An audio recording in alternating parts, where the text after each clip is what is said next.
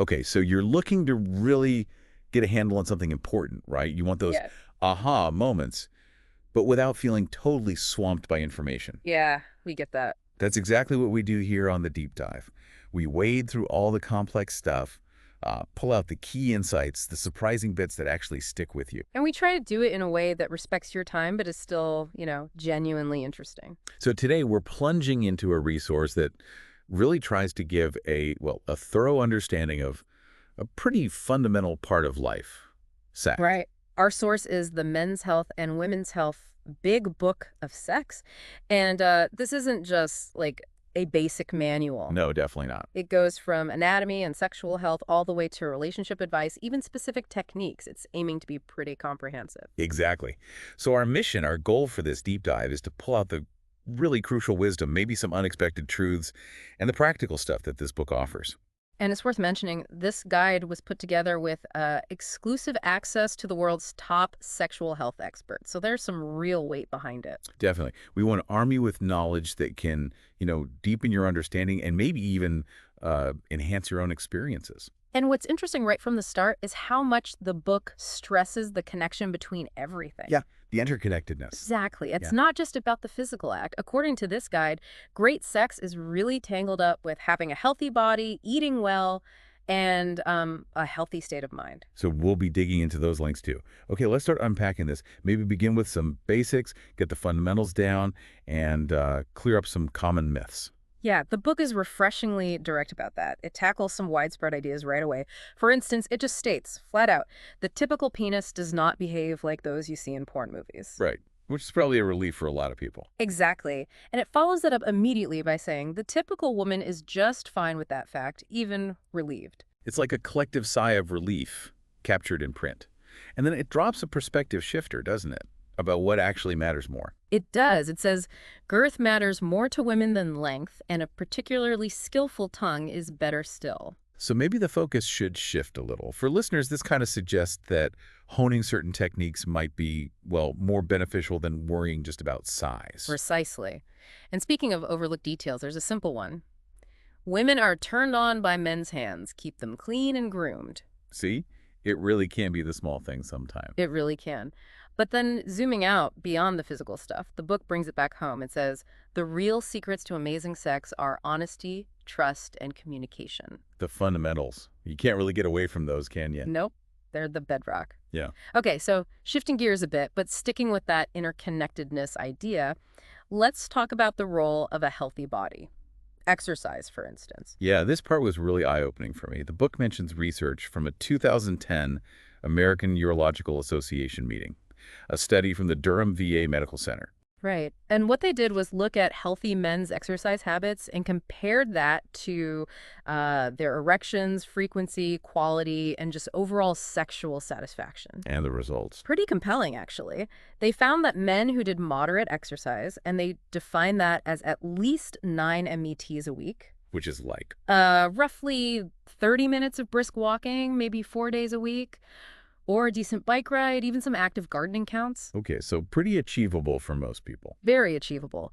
And those guys were 65% less likely to report sexual problems compared to the, mostly inactive guys. 65%. That's a massive difference from just moving a bit more regularly. It is. And it gets better. The study also showed that as activity levels went up beyond those 9 METs, their scores for sexual function actually climbed higher, too. Wow. So even modest activity helps, but more helps even more. Exactly. It really drives home the point. And one of the researchers, Dr. Erin McNamara, had an interesting take. What was that? She basically said, look, if the heart benefits aren't enough to get men exercising, maybe the promise of better sex will be the kicker. Huh. That's some pretty strong motivation right there. But it's not just about erections, is it? Exercise affects mood and libido too. Correct. Exercise gets those endorphins flowing, the feel-good chemicals. That lifts your mood, helps you shift focus from daily stress, and lets you concentrate on, well, as the book says, more pleasurable pursuits. And there's research backing that up too. Yeah, they mention a study from UT Southwestern's Mood Disorders program. What did that one find? It found that moderate aerobic exercise, like 35 minutes a day, cut depression symptoms by almost 50%. Wow. Comparable to medication. Comparable to meds like Prozac or Zoloft, but, and this is key, without the potential negative sexual side effects that some antidepressants can have. So good for the body, good for the mind, which leads to better sex. It's all connected. Any other exercise benefits mentioned? Well, there's the social side, Yeah. too. Getting out, being active, it can lead to more social interaction, which also boosts mood, maybe even meet someone new. Good point. And then, of course, there's diet, the fuel. Ah, yes, crucial. The book points out that diets high in fatty meats, saturated fats, trans fats, the usual suspects in processed foods can actually lower testosterone levels. Which hits libido directly. Right.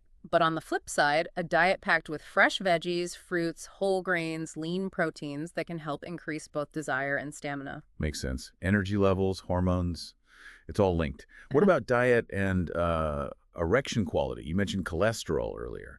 Key point here for listeners, high cholesterol messes with blood flow. Simple as that. It disrupts the pathways needed to get blood to the penis effectively. Is there data on that? Yeah, they cite research showing a direct link. Men with total cholesterol over 250 milligrams per deciliter nearly doubled their risk of erectile dysfunction. Doubled. That's significant. So Right. what's the dietary fix? Boost your fiber intake. The book suggests more dietary fiber can actually improve blood flow and lead to more reliable erections. It's amazing how much our sex lives are tied to just basic health habits. Yeah. Okay, so we've covered the lifestyle impact. Let's get more specific. Maybe start with the male side. The book has a section called Know Your Equipment. Yeah, and they use a great analogy, like you wouldn't try to run complex machinery without reading the manual, right? Absolutely not. So understanding your own body better helps with both health and pleasure. It encourages getting familiar with things. Takes away the mystery, empowers you. What's one of the first facts it shares? Something about hormones. Yep, the rise and shine fact. Male hormones, especially testosterone, peak between 5 a.m. and 9 a.m. So morning energy isn't just in your head. There's a biological reason for potentially better performance then. Exactly. Then it covers some basic anatomy, starting with the testicles. What does it say there? Describes the size ping pong ball to small egg range, and mentions they contain miles of tiny tubes where sperm production starts. Importantly, it also includes a reminder about regular self-exams for cancer. Crucial health point. What about body temperature? That was interesting. Right. It breaks down how different temps can affect things. Above 100 degrees Fahrenheit, nerve sensitivity in the penis might decrease, Which could mean, potentially taking longer to ejaculate. wow. And cooler temps, like 80, 90 degrees. In that range, blood flow to the penis might slow down, potentially affecting firmness. Also, ejaculate volume and force could decrease. And your refractory period, the downtime, might stretch out to like 3 days? 3 days, just from being a bit cool. That's wild. Okay, inevitably we have to talk about penis size. Understandably. The book gives the average flaccid length but calls it a fairly useless statistic because it doesn't really predict erect size. So what are the more relevant numbers? It says 76% of erect penises are between 4 and 58 inches and 6 and 14 inches long. The average is about 5.1 inches long and 1.6 inches in diameter. But the key takeaway, circling back to what we heard earlier, is that most women are perfectly happy with a medium size and often value girth or, oral skills more highly. Right. It's about normalizing things and shifting focus. The book then breaks down the penis's main jobs, right? Yeah, 3 primary functions. Okay. First, passing urine, mentioning the PC muscle's role in control, Second. achieving erection. It explains the nitric oxide release, the blood flow mechanism into the erectile tissues, And third. ejaculating semen. It details the journey from the vas deferentia, contributions from the prostate, seminal vesicles, Cowper's glands. Which provide that pre-ejaculate fluid. Exactly, to neutralize acidity and add lubrication. It's a mini biology lesson. And then, for a bit of fun, it lists all those nicknames. Oh yeah, a whole list of euphemisms, from Godzilla to Russell the Love Muscle. It's pretty funny. It shows how creative people get avoiding the actual word. Totally. After that humor break, it gets back to the orgasm experience. Right. And it stresses that it's a full body thing, not just about ejaculation. It describes it as a sensation from head to toes, even though, obviously, the emission is a major part. And then it introduces Kegels, or as they call them, erector sets. Yeah. Named after Dr. Arnold Kegel. These aren't just for incontinence. The book explains they can seriously improve ejaculatory control and boost pleasure for men. How do you do them? Basically, contract those PC muscles, the ones you use to stop peeing midstream. Hold for about 15 seconds, release. Do sets of 10 and gradually try to hold longer. And it even suggests making it interactive with a partner. Yeah, turn it into a playful exercise together. Okay, moving on to just maintaining private health for men. There's a quote here from Dr. Stephen Lamb that really stood out. Which one? The one about overall health directly impacting penile function. He says a healthy 50-year-old can likely outperform an unhealthy 30-year-old sexually. That is powerful, a real motivator to stay healthy. And it's not just physical health in a vacuum, right? No, the book hammers home the importance of mental and emotional well-being. Things like stress, relationship problems, depression, addiction, weight, they all play a role. It really pushes for a holistic view of sexual health. Okay, let's switch perspectives now and talk about understanding women. Because as the book says, women are complex creatures.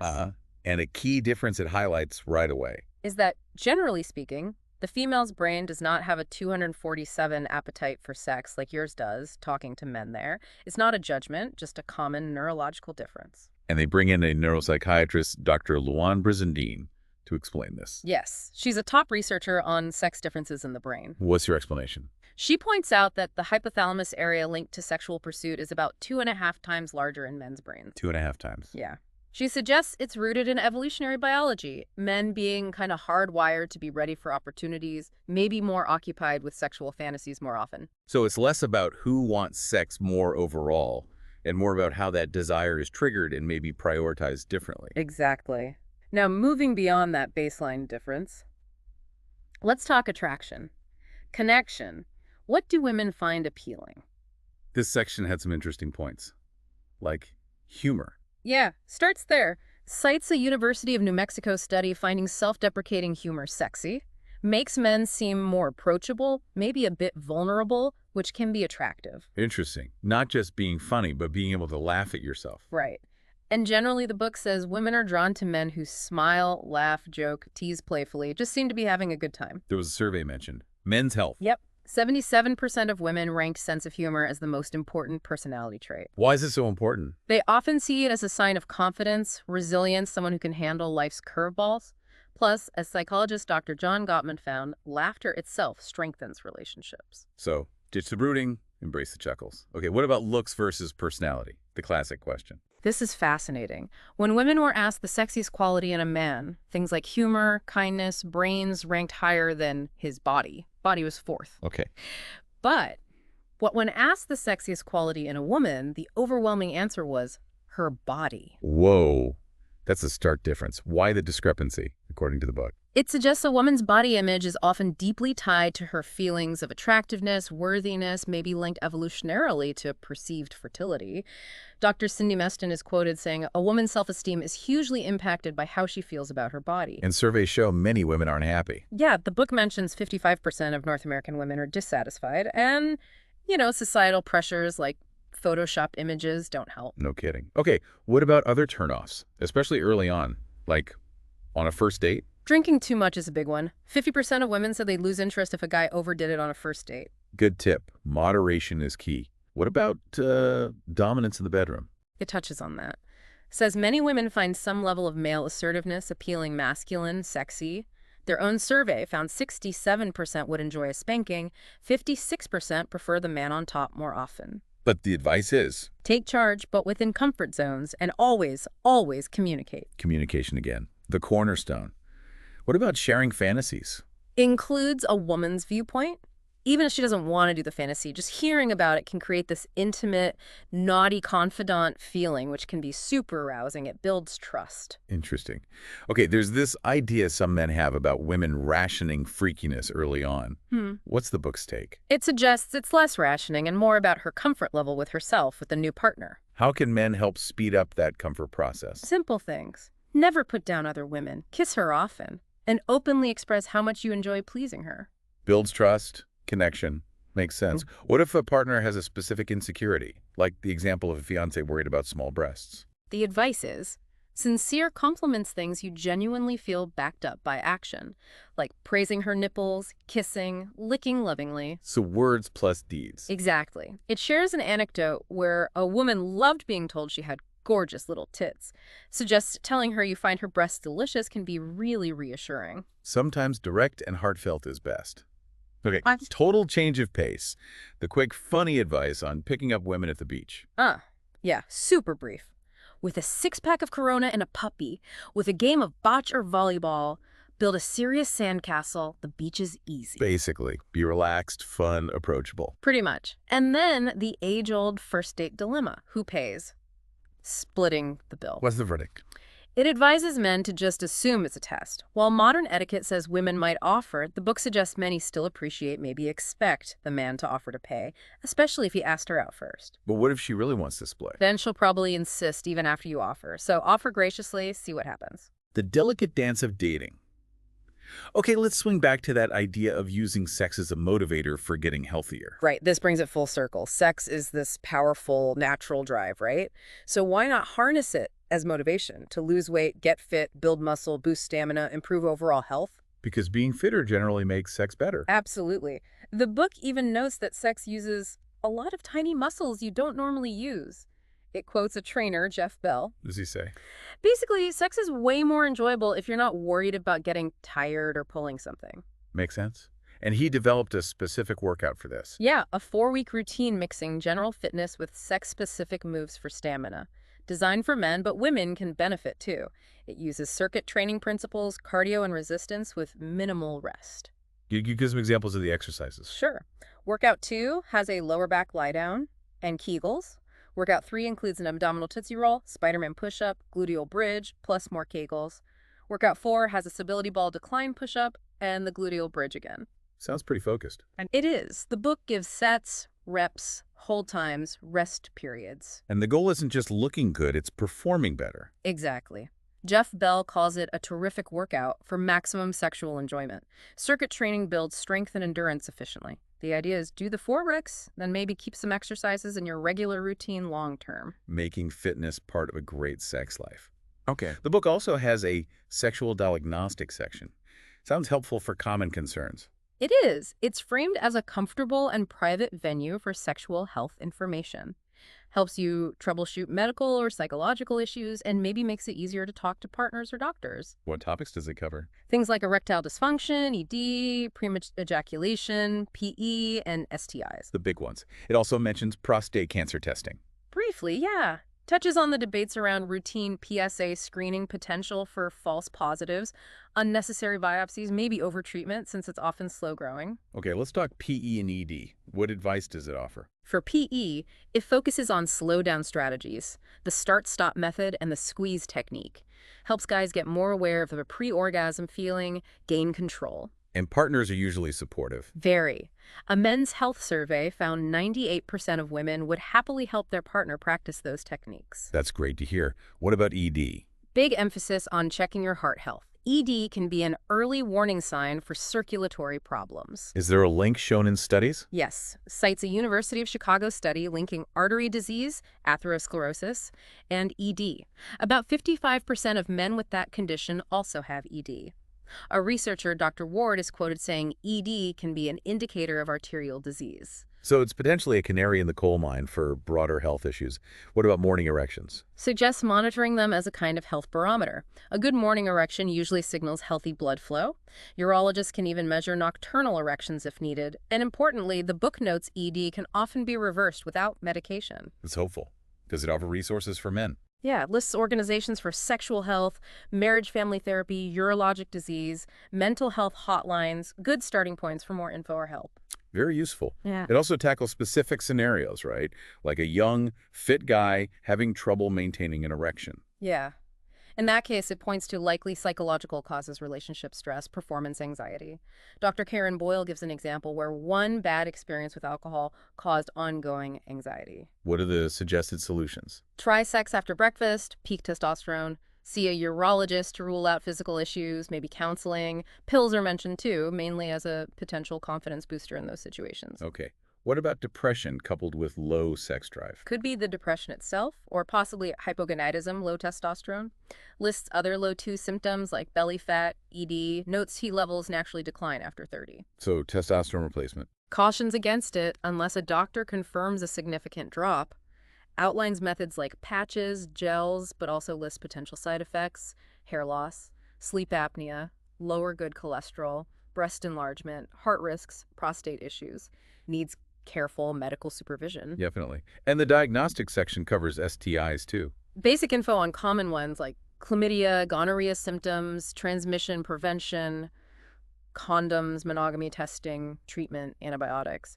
Notes chlamydia spreads fast, gonorrhea is showing drug resistance, urges regular testing if you have multiple partners. Essential info. Okay, let's switch to working out together as a couple. Yeah, this chapter suggests that doing physically interactive, challenging bodyweight workouts can kind of recreate those early relationship sparks and strengthen the bond. Sounds fun. What are the practical benefits? Efficient, cheap, no gym needed, helps with weight loss, strengthens the relationship, provides mutual motivation, keeps you both going. Is there research supporting this? Yep, an Australian study at Royal Perth Hospital. Couples in a joint nutrition fitness program, including walking together, did better with weight loss and maintenance than individuals. Lower dropout rates, too. That accountability factor seems key. Totally. Dr. Jack Ragland is quoted on that. His research found 92% of couples who gymmed together stuck with it after a year, versus only 50% who exercised separately. Wow. And why bodyweight exercises specifically? The book argues it naturally creates connection touch, eye contact like dancing, strengthens the relationship while building muscle, quotes an instructor, Dean Graham, on this. More intimate than just lifting weights side by side, how do couples build a routine? Provides tables, exercise her, exercise his for weeks 1 to 4. Then a combined week 5 with moves like single leg lunge, partner decline push-ups, mirror push-ups, partner back extensions, throwdowns, resisted side planks. Some of those names, mirror push-up, decline push-up. How do those work with a partner? Decline push-up. One does push-ups, partner holds their ankles up. Mirror push-up. One lies on back, knees bent. Partner straddles, uses their bent arms for support during push-ups. Okay, requires coordination. Back extension. One lies face down, lifts torso. Partner sits lightly on their lower legs for resistance. Throwdown. One lies down, grabs standing partner's ankles. Standing partner leans back, grabs their feet as they sit up. Definitely needs trust and teamwork. For sure. The book gives detailed instructions for form. Resisted side plank is another. Partner adds gentle resistance while you hold the plank. The point is efficient strength and endurance building together. Cool. Now from workouts to yoga. The book covers yoga for better sex too. It does. Quotes Dr. Vika Stikov saying yoga improves abdominal perineal muscle tone, reduces anxiety, influences glands, all relevant to sexual function. Any specific studies mentioned? Yeah, 2 from the Journal of Sexual Medicine showing benefits for sexual dysfunction, especially premature ejaculation. How did yoga help with PE? One study compared men doing 12 yoga poses and alternate nostril breathing, annulum-belum, to men taking fluoxetine, Prozac. The yoga group reported lasting longer, according to their wives, and had no side effects like the medication group sometimes did. Pretty compelling case for trying yoga. Okay, let's tackle a big one for many couples. Make lust last in long-term relationships. This chapter acknowledges temptation is real, but introduces masculine monogamy, actively choosing your partner, resisting external desires. Lust itself isn't bad, it says. It just is. So it's about conscious effort, not just coasting. Exactly. Challenges the idea that boredom or deprivation are inevitable, urges you to bring ingenuity, energy, lust to your current relationship, and debunks the myth that women are inherently less interested in sex. Requires ongoing intentionality from both people. And it's not just about sex itself. No, stress is staying lusty outside the bedroom. Talking, expressing feelings, confiding, listening, building trust. Shares a stat. 80% of divorced couples say they grew apart. Only 20% cite affairs as even a partial cause. Wow. Growing apart is the bigger issue. What else helps maintain connection? Little things, like 72% of women are turned on by a man helping around the house. Good to know. The book uses an accident insurance analogy for infidelity. Yeah, likens it sometimes to carelessness in tempting situations, like work trips with flirty colleagues. Not an excuse, it clarifies, but one explanation for how it can happen unintentionally. So being mindful of situations is key. And it strongly argues home is where the sex is. Definitely. Cites stats. Monogamous married men tend to have sex more often over a lifetime. Frames monogamy not as lack of options, but expertise in one, really knowing your partner deeply. Nice reframe. Honesty comes up again, too. Quotes Vaughn. Real honesty is not withholding information relevant to the relationship. It's about sharing deep stuff, hopes, fears. Even small lies create distance. And it mentions love languages. Briefly, yeah. Gary Chapman's 5. Words of affirmation, quality time, gifts, acts of service, physical touch. Encourages figuring out your partner's top 2 and focusing on those. Shares an anecdote where acts of service were super sexy to one wife. Speaking their language, there's a specific red-hot monogamy tip. Sensual exploration of the partner's face. Using fingertips, lips, tongue, the face is incredibly sensitive. Intimate. And then there's that big 16-day plan. Yeah, a structured plan to intentionally reignite things, daily actions, Like what? scheduling sex, because life gets busy, starting foreplay way early in the day, since female foreplay is often broader, exploring new spots in the house for sex, being assertive, not just insertive, massage, watching sexy movies together, What else? rediscovering individual interests, become a stranger to seem fresh, using toys strategically, playing naughty competitive games, expressing love and appreciation, syncing sex drives like morning sex, having quickies, experimenting with things like Altoid-enhanced oral sex, considering anal play safely with communication. Sounds comprehensive. Yeah. Covers a lot of ground. Self-care. Hand jobs with variations, defining Hummer, mentioning IUDs, referencing the joy of sex, advanced kissing, different lubes, mirrors, role-playing. It's packed. Definitely a proactive approach.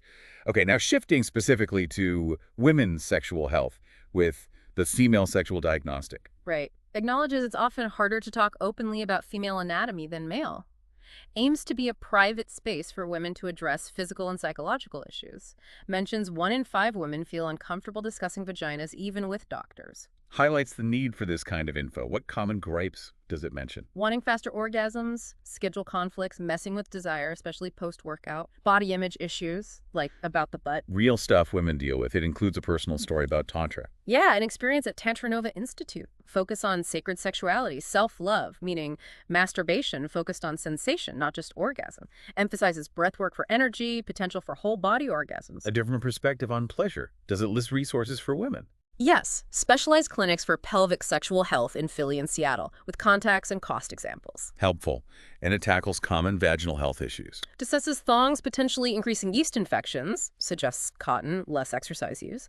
Addresses lack of lubrication despite arousal, causes varied dehydration, meds, hormones, suggests water-based lubes, talks about stress-killing desire, recommends life management tactics. Practical tips. It also covers birth control. Gives an overview using IUDs and diaphragms as examples, details on brands, costs, usage, effectiveness, suitability, risks, side effects, prescription needs, protection timelines. A good summary. Okay, this next part sounds fun. SUPERSEX EVOODS nutrition again. Yes. Directly linking specific foods to female sexual health using that acronym. What kind of foods are on the list? It's pretty long. Spinach greens, magnesium, folate. Unsweetened tea, catechins for blood flow. Peaches fruits, vitamin C for libido. Eggs. Red wine lean meat, zinc. Seeds nuts, healthy fats. Extra protein, fatty fish, omega-3s. Oatmeal whole grains, oyster shellfish, zinc again. Dark chocolate, flavanols for heart blood flow. Berries, chili peppers, capsaicin, even coffee, moderately, for non-regular users might boost desire. Wow, quite the grocery list for better sex. It also mentions the romance of cooking. Totally. The aphrodisiac power of a homemade meal. Emphasizes the care and intimacy involved. Even includes recipes. Savory watermelon salad, red curry shrimp with mango using many of those superfoods. Yum. And it lays out principles for the better sex diet. Core ideas. Eat often, don't skip breakfast, choose slow-burning carbs, get enough protein, practice portion control, avoid sugary drinks, limit alcohol, gives a sample eating schedule, warns against eating distractedly in front of the TV dinners. Basically, healthy eating supports overall well-being, which supports sexual health. Makes sense.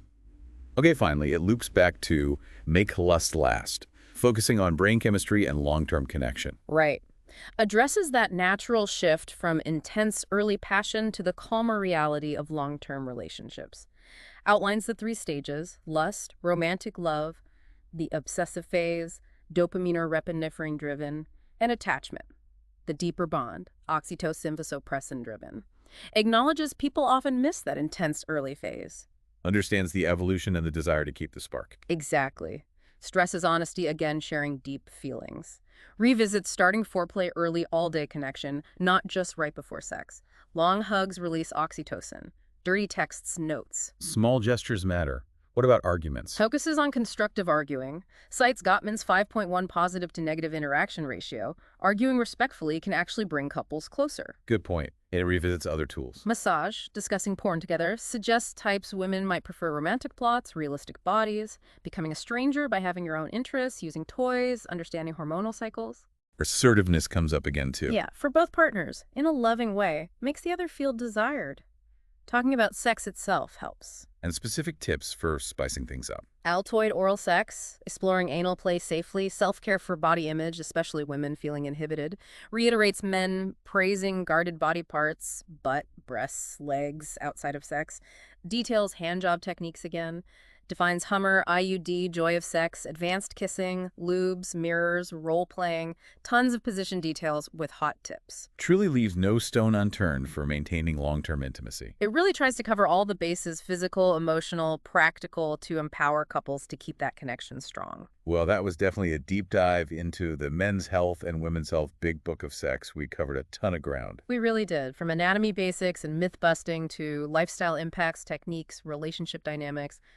The works. It underscores just how complex sex and relationships are, doesn't it? Yeah. It's physical, but also so much about health, mindset, emotional connection. Absolutely. Hopefully there were some aha moments for listeners. I think so. Maybe the whole girth length thing, or how much exercise really impacts things beyond just fitness. Or that difference in how men and women often approach intimacy and sex intimacy leading to sex for women, sex leading to intimacy for men often. That's a big one. Yeah.